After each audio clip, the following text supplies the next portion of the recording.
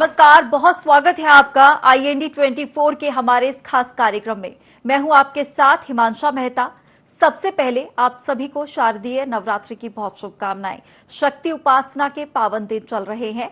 शारदीय नवरात्रि का आज दूसरा दिन है, यानी नव दुर्गा के दूसरे स्वरूप मां ब्रह्मचारिणी का। नवरात्रि के दूसरे दिन मां ब्रह्मचारिणी की पूजा होती है। जो साधक मां के इस रूप की पूजा करते हैं उन्हें तप, त्याग, वैराग्य, संयम और सदाचार की प्राप्ति होती है और जीवन में वे जिस बात का संकल्प कर लेते हैं और पूरा करके ही रहते हैं। मां ब्रह्मचारिणी की आराधना करने से सभी को मनोवांछित फल की प्राप्ति होती है। जो व्यक्ति सच्चे मन और पूरी श्रद्धा के साथ मां की उपासना करता है उन्हें देवी की ओर से मनचाहा वरदान मिलता है। और भी ज्यादा जानकारी के लिए हमारे साथ स्टूडियो में पंडित रामकिशोर वैदिक जी मौजूद हैं। बहुत स्वागत है पंडित जी आपका हमारे इस खास कार्यक्रम में, जो आपको बताएंगे कि नवरात्रि में कैसे मां के 9 स्वरूपों की पूजा अर्चना करें और साथ ही क्या है पूजा की विधि और भी तमाम जानकारियां देंगे। और तो सबसे पहले शुरुआत करेंगे पंडित जी, क्योंकि आज नवरात्रि के दूसरे दिन यानी मां के दूसरे स्वरूप मां ब्रह्मचारिणी का आज दिन है। किस तरीके से इनकी पूजा की जाए, सबसे पहले मैं मां की महिमा आपसे जानना चाहूंगी।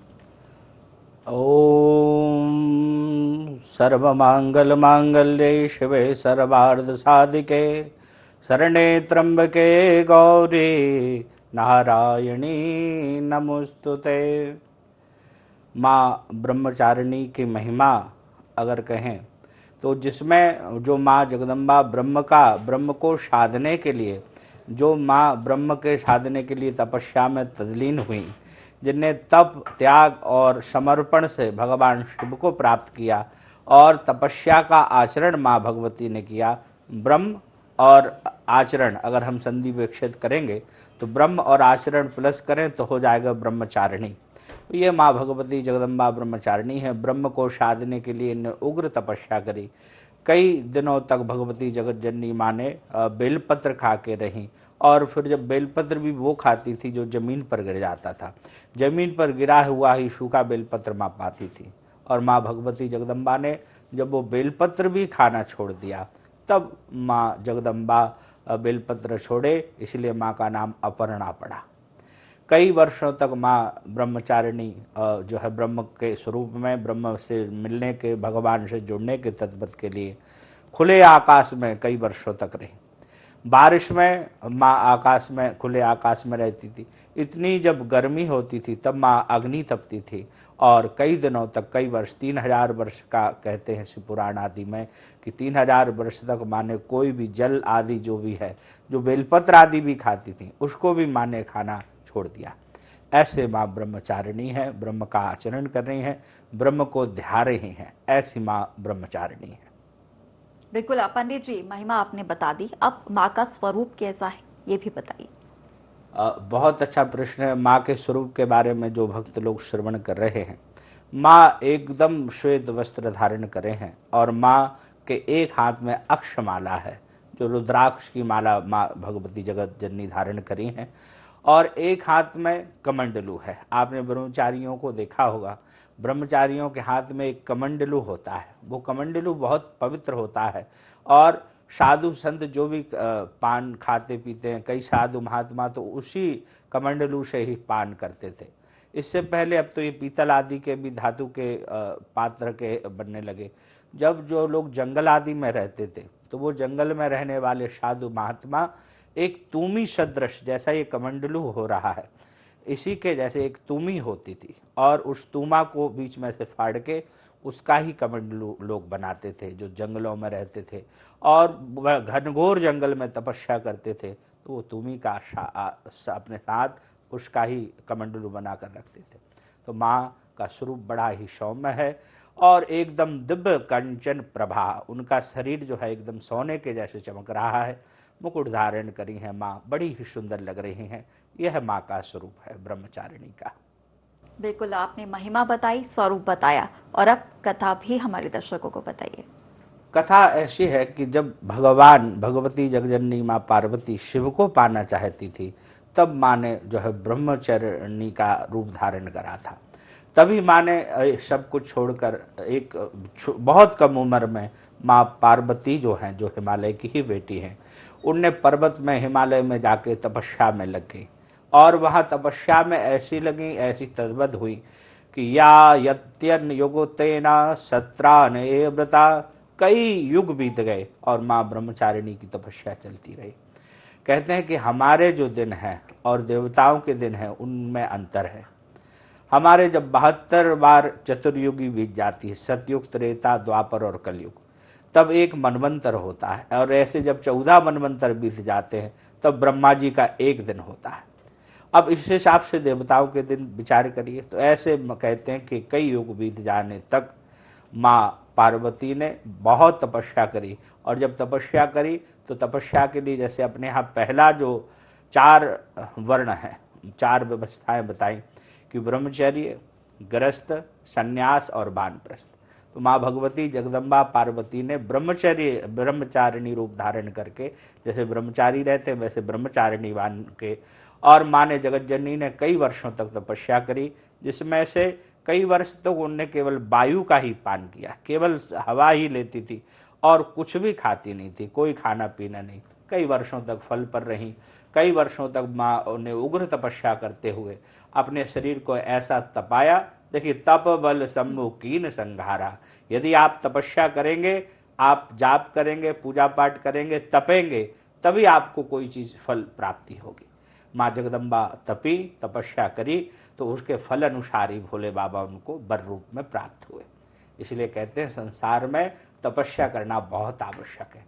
और जब आप तपस्या करेंगे, पूजा पाठ में, भगवान के आराधना में लगेंगे, तो निश्चित मानिए आपकी सारी मनोकामनाएं पूर्ण होंगी। बिल्कुल पंडित जी, और अब एक बहुत ही महत्वपूर्ण सवाल, क्योंकि नवरात्रि है और कई लोग ऐसे में अखंड ज्योति भी जलाते हैं, तो अखंड ज्योति अगर हम जलाना चाहते हैं घर पे 9 दिन के लिए, तो उसके लिए क्या विधि है? देखिए, जो लोग भक्त घर पे नवरात्र में अखंड ज्योत जला रहे हैं, उनको सबसे बहुत सावधानी रखें। सबसे पहली सावधानी तो ये रखना चाहिए, जहाँ पर अखंड दिया जल रहा है वहाँ ज़्यादा संकीर्णता ना हो, थोड़ा सा वहाँ खुलापन हो, जिससे, और आसपास कोई ऐसी वस्तुएं अधिक ना रखी हों जिसका गिरने का संकेत मिल रहा हो। ऐसी जगह पर जो है वो ज्योति ना रखें, और जिससे वह चीज़ों का हमारा परिमार्जित हो। ज्योतियों को हमको संभाल के रखना चाहिए। सामान आदि जहाँ है, कोशिश करें उस स्थान से दूर, एक जहाँ थोड़ा खुलापन हो, खाली स्थान हो, वहाँ पर ही अखंड ज्योति की हमको व्यवस्था करना चाहिए। और जो लोग अखंड ज्योति रख रहे हैं, या तो आप दीपक की रखिए, या आप पीतल का दिया, या जो भी आपके यहाँ दिया हो, कोशिश करें उसमें कलावा की बत्ती आप बना के और उसमें लगाएं। और हर 3 घंटे बाद आप उस ज्योति को जाके देखिए। इसीलिए कहते हैं कि भाई, जब जगदम्बा के रूपी स्वरूप माँ ज्वाला देवी की स्वरूप ये ज्योति है, जब आप ज्योति को प्रज्वलित करें तो आप हाथ जोड़कर कहें कि हे ज्वाला माँ, मेरी तो सामर्थ्य नहीं है कि मैं आपकी सेवा कर सकूं, लेकिन मैं आपका बालक हूं, मैं भक्त के रूप में आपकी सेवा करने जा रही हूं या जा रहा हूं। आज से आप 9 दिन पर्यंत यहाँ पर स्थापित होइए, और आपकी रक्षा तो मैं क्या करूँगी या क्या करूँगा, आपकी सेवा में जरूर मैं लगी रहूँगी, लेकिन भगवती इसका सारी रक्षा आपके ही हवाले है। जैसे अकबर ने कितना किया, आप जहाँ ज्वाला देवी में जली तो अकबर ने जो है पानी का तालाब खुदवा दिया।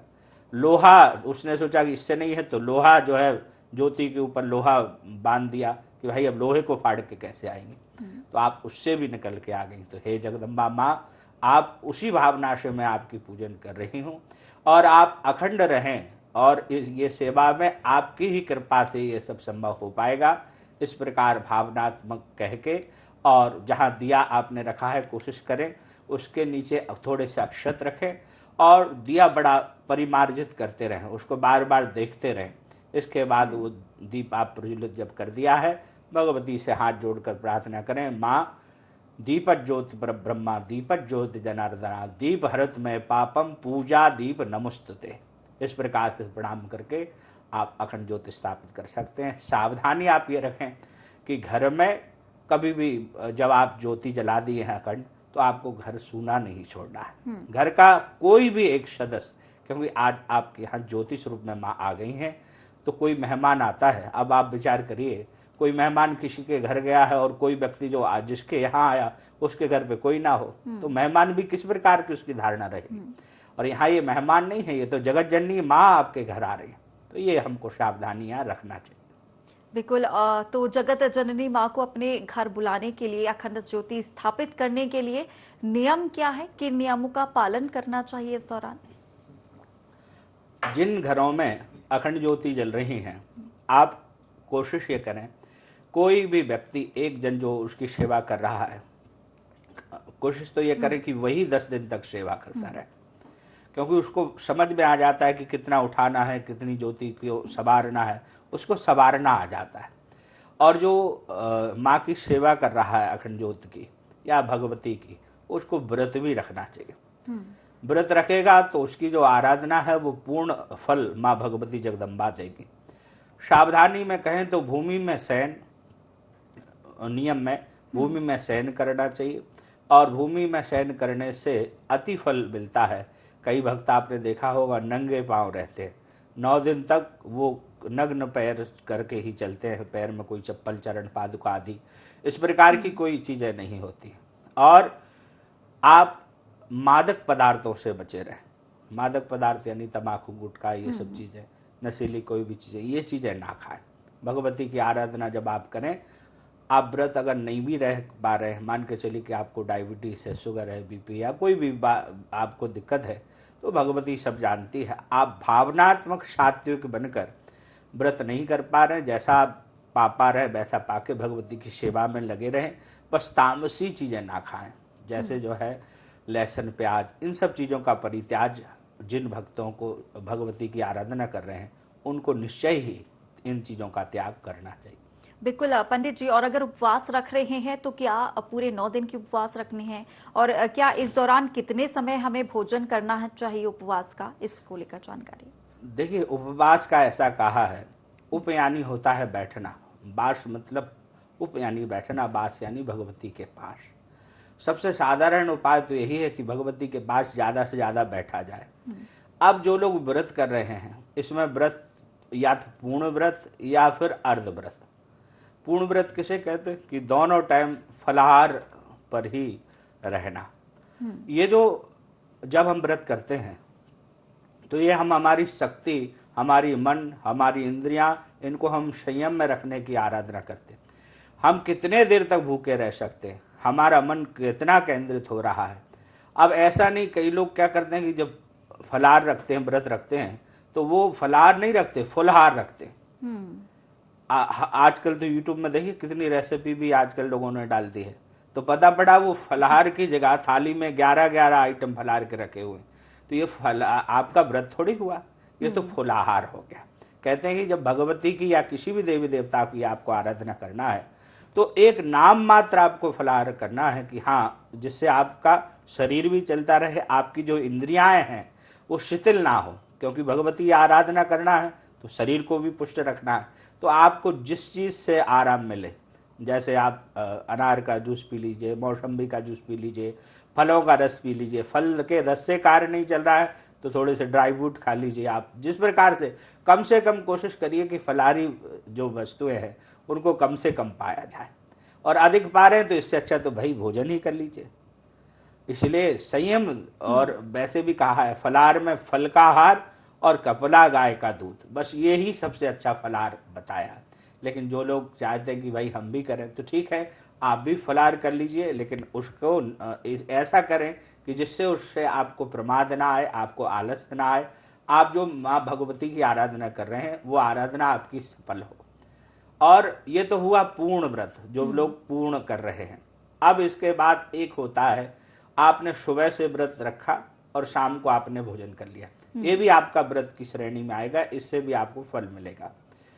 अब जो भक्त पूरे 9 दिन तक व्रत नहीं कर पा रहे हैं, कुछ भक्त होते हैं भाई समय नहीं है या नहीं रख सकते हैं, तो ऐसा कहा गया कि उन भक्तों के लिए प्रतिपदा, जिस दिन नवरात्र का प्रारंभ का दिन होता है, पहला दिन व्रत रखना चाहिए, पंचमी के दिन व्रत रखना चाहिए, और आपके यहाँ जो देवी पूजती हों, जैसे किसी किसी भक्तों के यहाँ अष्टमी की पूजा होती है, किसी के यहाँ नौवीं की पूजा होती है। तो आपकी परंपरागत अनुसार जो देवी की पूजन होती हो उस दिन आप व्रत रखें, ये 3 रख लें। और आप अगर ये बीच का भी नहीं रख सकते, सामर्थ्य नहीं है रखने की, तो आप पंचमी को भी नहीं रख पा रहे, तो केवल आप प्रतिपदा को और जो आपके कुल देवी की देवताओं की तिथि हो या जिनकी नहीं भी है तो वो नवमी के दिन व्रत रखें।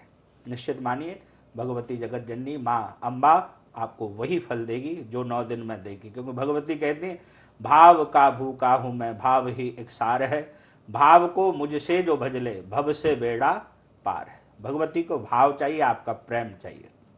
बिल्कुल पंडित जी, और इन 9 दिनों में सात्विक भोजन किया जाता है जिससे मन और चित्त दोनों ही प्रसन्न और शांत रहते हैं। और अब आपसे ये जानना चाहूंगी, हमने अखंड ज्योति जलाई है और अगर इस दौरान वो खंडित हो जाए तो ऐसे में क्या करना चाहिए? देखिए मैंने भगवती जगत जननी की जो आप सेवा कर रहे हैं जी। अब 9 दिन तक वो अखंड दिया आप जल रहे हैं, आप बहुत सावधानी बरत रहे हैं, बार बार उसको देख रहे हैं। और आप विश्वास करिए जब घर में जो भक्त लोग ज्योति जलाते हैं वो बार बार ऐसा उनको लगता है कि जाओ हम देखें आए कहीं वो अखंडित तो नहीं हो गई, या बार बार उनका जो मन और चिंतन है वो भगवती में जुड़ा रहता है। और ज्योति जलाने का कहीं ना कहीं आश्रय ये भी है कि वैसे हमने मंदिर अगर देवी जी को बिठाल दिया तो वहां तो हम एक आध बार ही जाएंगे, सुबह शाम जाएंगे पूजन करने, लेकिन जब अखंड ज्योति रहती है तो हमारा पूर्ण चिंतन माँ भगवती जगदम्बा में लगा रहता है। वो ज्योति के माध्यम से याद तो माँ की ही आती है। तो आप ये सोचिए कि किसी के गलती से अगर किसी भी प्रकार से ज्योति अखंड हो जाती है तो कई भक्त लोग बहुत डर जाते हैं कि अब क्या होगा, अब मेरे साथ ये ज्योति बुझ गई तो अब मेरे साथ ये हो जाएगा वो हो जाएगा। और कई लोग उन भक्तों को डरा भी देते हैं कि भाई अब ये हो गया तो अब तो तुम्हारे साथ ऐसा होगा। शास्त्र कहता है कुपुत्रो जायेतत् कुचिदपि कुमाता न भवति, मतलब पुत्र कुपुत्र हो सकता है लेकिन माता को माता नहीं हो सकती। जब वो हम उनको माँ समझ गए हैं, हम हमारी सेवा में, हमारे समर्पण में, हमारे त्याग में, हमारी तपस्या में कोई भी कमी नहीं रख रहे हैं। अब इसके बाद अगर कभी किसी मिस्टेक से या मैंने जो बताया था किसी सामान से, कई बार हवा के झोंके से या किसी भी कारण से ज्योति अगर खंडित हो भी जाती है तो भगवती सब समझ रही हैं, आप उसको पुनः स्थापित कर सकते हैं, पुनः उसको आप जला सकते हैं। और ऐसा नहीं कि खंडित हो गई तो अब उसको आप विसर्जन कर दें कि अब आप नहीं जलाएंगे, कभी बाई चांस अगर, लेकिन ऐसा अगर बार बार हो रहा है तो ये संकेत ठीक नहीं है। अगर पूरे समय में या कई वर्षों में मान के चलिए कई भक्त जो है 20-20 सालों से अखंड ज्योति जला रहे हैं, उनकी कभी खंडित नहीं हुई, अब इस साल गलती से थोड़ी देर के लिए खंडित हो गई तो समझिए कि वो ठीक थोड़ा बहुत संकेत है। लेकिन अगर बार बार खंडित हो रही है तब फिर आपको ज्योति का सावधानी करना चाहिए। माँ भगवती की आराधना जो आप कर रहे हैं उस आराधना को आपको बढ़ा देना चाहिए और संकल्प आदि कर ही पूजा विधि विधान से पुनः प्रारंभ कर देना चाहिए और अपनी गलती का क्षमा याचना मांगना चाहिए। आवाहनम न जानामी तवर्चनम पूजाम चैव न जानामी क्षम्यताम परमेश्वरी, भगवती से क्षमा याचना मांग के और फिर पूजा आपका जो आराधना है कहीं ना कहीं ये निश्चित है आपकी आराधना में या आपके नियम में या आपके संयम में या जो नियम बताए गए हैं, जैसे भूमि शयन है, पलंग पर नहीं सोना चाहिए, स्त्री का संबंध पुरुष आदि नहीं मिलना चाहिए, मन को बड़ा इंद्रियों को निग्रह करके रखना चाहिए, तो कहीं ना कहीं कुछ गड़बड़ हो रही अगर बार बार ज्योति बुझ रही है। तो इन संकेतों को आप समझें, निश्चित मानिए जगदम्बा आपका कल्याण करेगी। बिल्कुल, तो अगर आपने अखंड ज्योति जलाई है और अगर वो खंडित होती है तो ज्यादा घबराने वाली बात नहीं है, आप उसे दोबारा से पुनर्स्थापित कर सकते हैं। माँ का आशीर्वाद आपको लगातार मिलता रहेगा। और इसके साथ ही अब पंडित जी ये जानना चाहूंगी कि माँ की अब पूजा आराधना करनी है, उसके लिए क्या विधि होगी? जो लोग ब्रह्मचारिणी का स्वरूप की आराधना आज द्वितीय वर्ष में कर रहे हैं, जो आपके घर में विग्रह रखा हुआ है माँ का, कई लोगों के यहाँ फोटो रखी रहती है, कई लोगों के घर में तस्वीर नहीं है तो वो मूर्ति रखी रहती है। अगर तस्वीर आपके यहाँ है तो कोशिश आप ये करिए ऐसी भगवती जगदम्बा की फोटो रखिए जिसमें 9 ही रूप बने हों, आसपास पूरे 9 रूप बने हैं और बीच में माँ जगदम्बा है, ऐसा रूप धारण करेंगे तो आपको अलग अलग दिन हर रूप का आप आराधना कर सकेंगे। वैसे तो जगदम्बा एक ही है पार्वती के ही स्वरूप ये 64 योगिनी है, और जो 10 महाविद्याएं हैं वो भी माँ पार्वती के ही स्वरूप है। लेकिन फिर भी आप जब आराधना अलग अलग दिन कर रहे हैं, पहले दिन शैलपुत्री के करेंगे तो दूसरे दिन ब्रह्मचारिणी के करेंगे, तो ऐसा एक छाया चित्र ला के रखिए जिसमें नव देवी का चित्रण हो और बीच में जगत जननी विराजमान हो। और उस चित्रण के आप दूसरा दिन जो ब्रह्मचारिणी का है वो जगदम्बा की आराधना करेंगे। और उनके लिए, भगवती के लिए जब आप पूजन करें तो विशेष पूजन में रोली, चावल, सिंदूर, गुलाल, अबीर, सुगंधी इत्र, इत्र में भगवती को चंपा का इत्र बहुत विशेष प्रिय है, तो चंपा का इत्र चढ़ाएं। कनेर का फूल है, जासवन का फूल है, अनार का फूल अगर आपको उपलब्ध हो जाए। बेलपत्र मैं आपको बार बार कहता हूँ कि 3 बेलपत्र भगवती को जरूर आप अर्पण करें, और वह अर्पण भगवती जगदम्बा को बेलपत्र करेंगे, निश्चित मानिए आपकी सारी मनोकामनाएं पूर्ण होंगी। और यह सब अर्पण करने के बाद जब भगवती की आराधना हो जाए तो ये पूजन अर्चन करने के बाद कोई स्तोत्र का पाठ जरूर करिए। चाहे आप दुर्गा सप्तशती का पाठ करें, दुर्गा सप्तशती आपको बड़ी कठिन लगती है तो आप दुर्गा चालीसा का पाठ कर सकते हैं। वो भी आपको कठिन लगता है तो सतनाम प्रवक्ष्यामि, जो भगवती जगदम्बा अम्बा के 100 नाम हैं, उन नामों को आप स्मरण कर सकते हैं। वो भी अगर आपको नहीं सुलभ हो पा रहे हैं तो आप 32 नाम भगवती के दिए हैं दुर्गा सप्तशती में, उनको आप करिए। वो भी आपको कठिन लग रहे हैं, कुछ नहीं करिए, ओम दुम दुर्गायै नमः, इस मंत्र का आप जाप करिए। सहज से सहज जो आपसे हो सके, जितना सरलीकरण से आपकी आराधना हो सके। ये भी नहीं है तो भगवती के भजन गाइए, उनकी महिमा गाइए, निश्चित मानिए आपको फल विशेष मिलेगा। बिल्कुल पंडित जी, पूरी विधि आपने बताई पूजा के लिए, और अब माँ को प्रसाद क्या चढ़ाएं जिससे माँ भी प्रसन्न हो सके और भक्तों को उनका आशीर्वाद भी मिल सके। आज भगवती जगदम्बा का द्वितीय दिवस है जो ब्रह्मचारिणी का रूप का स्वरूप है। आज भक्तों को जो भगवती को प्रसाद जो आप नैवेद्य आदि जो अर्पण कर रहे हैं वो तो करना ही है, साथ में आज सकरा का भोग लगाना है। आज सकरा यानी शक्कर। आज भगवती शक्कर से प्रसन्न होती हैं, ब्रह्मचारिणी को शक्कर अति प्रिय है, तो सकरा का भोग आप अर्पण करें, या शक्कर आप सीधे भगवती को भोग लगाएं, या उससे निर्मित कोई भी पकवान जैसे शक्कर और नारियल का भूरा की मिठाई बना लें, या किसी भी प्रकार से। और ये सब मिठाइयाँ भोग तो लगाएं, लेकिन शक्कर एक कटोरी में रखकर भगवती ब्रह्मचारिणी को अर्पण करें, तो इससे आपका अविष्ट सिद्ध होगा। आपके जो रुके हुए कार्य हैं, धन का आगमन कहीं भी रुका हुआ है तो वो निश्चित मानिए कि आपका रुका हुआ धन आपको प्राप्त होगा। क्योंकि जब अभिषेक भोले बाबा का होता है तो उस समय शक्कर जो गन्ने का रस है, गन्ने के रस से जब अभिषेक करते हैं तो वो लक्ष्मी प्राप्ति के लिए होता है। और शक्कर काय से बनती है ये भी आप जान रहे हैं, गन्ने के से बनती है। तो इसलिए आज जो भक्त भगवती को शकरा अर्पण करेंगे, उनकी धन से संबंधित जो रुकावट है वो रुकावट दूर होंगी और धन का आगमन होगा।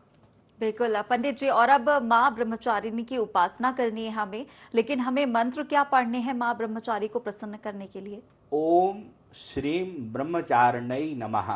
ओम श्रीम ब्रह्मचारिण्यै नमः। ब्रह्मचारिणी के लिए ये तपस्या जब आप करेंगे और भगवती जगदम्बा की जब आप इस मंत्र से आराधना करेंगे, आपकी तपस्या बढ़ेगी, आपके अंदर धैर्यता आएगी, आपका बल, जो आपका मन कहीं इधर उधर भटक रहा है वो मन भी आपका स्थित होगा। क्योंकि भगवती ने ब्रह्मचारिणी बनके ब्रह्म की आराधना करी, तपस्या को पुष्ट करी है और तपस्वी रूप धारण करके भगवती रही हैं। तो जब आप उनकी आराधना करेंगे, कहते हैं सो जा नहीं तुम देहो जनाई, जा नहीं तुम्हें हो जाए। हम जिस भगवान की आराधना करते हैं, जिस देवता की आराधना करते हैं, हमारा स्वरूप भी वैसा ही हो जाता है। जैसे भक्त लोग देवी की आराधना कर रहे हैं तो भगवती लाल लाल साड़ी आदि धारण करती हैं, तो भक्त लोग भी रक्त वर्ण धारण करके ही आराधना करते हैं। और इसलिए भगवती जी की आप पे तपस्या का फल आपको मिलेगा। निश्चित मानिए आपकी सभी मनोकामनाएं भगवती ब्रह्मचारिणी पूर्ण करेंगे। बिल्कुल पंडित जी, और अगर कोई भूल चूक हो जाए तो माँ से क्षमा प्रार्थना कैसे करें? भगवती से हाथ जोड़ें और हाथ जोड़ कर कहें कि हे माँ जगदम्बा, ये सरल भावना है, हमारे अंदर कोई काम वासना नहीं है, हमारे अंदर कोई किसी भी प्रकार का द्वेष नहीं, मैं कुछ पूजा पाठ आपकी जानती नहीं हूँ, आपकी आराधना के विषय में तो बहुत कहा है, लेकिन आपकी आराधना कौन कर सकता है? जैसे पूजा के प्रकार बताए इतने सारे, लेकिन भगवती जगदम्बा हम तो आपके लाडले भक्त हैं, हम प्यारे हैं, हम बच्चे हैं, नादान हैं। हमसे अगर जाने अनजाने में कुछ गलती हो रही हो तो आप आवाहनम न जानामि तबार्चनम पूजाम चैव न जानामि क्षम्यताम परमेश्वरी। भगवती, हम आवाहन नहीं जानते, विसर्जन नहीं जानते, पूजा में जितने अर्चन है उनका प्रकार नहीं जानते। भगवती हमको क्षमा करें, हमको क्षमा करें। या जो भक्त इस प्रकार से श्लोक नहीं बोलते वो इस प्रकार से बोल दे, क्षम्यताम क्षम्यताम, 3 बार क्षम्यताम कह के भगवती जगदम्बा को प्रणाम करिए। निश्चित मानिए माँ जगदम्बा आपको क्षमा करेगी। बिल्कुल पंडित जी, तो तमाम जानकारी आपने हमारे दर्शकों को दी है, बहुत ही ज्यादा महत्वपूर्ण है और उनके काम भी आएंगी। और शारदीय नवरात्रि के पावन दिनों की शुरुआत हो गई है। 9 दिनों में पूरी भक्ति के साथ भक्त माता रानी की पूजा कर रहे हैं। और एक बार फिर से आप सभी को शारदीय नवरात्रि की बहुत बहुत शुभकामनाएं। और इसी के साथ हमारे खास कार्यक्रम में इतना ही। मुझे दीजिए इजाजत और देखती रहिए IND 24।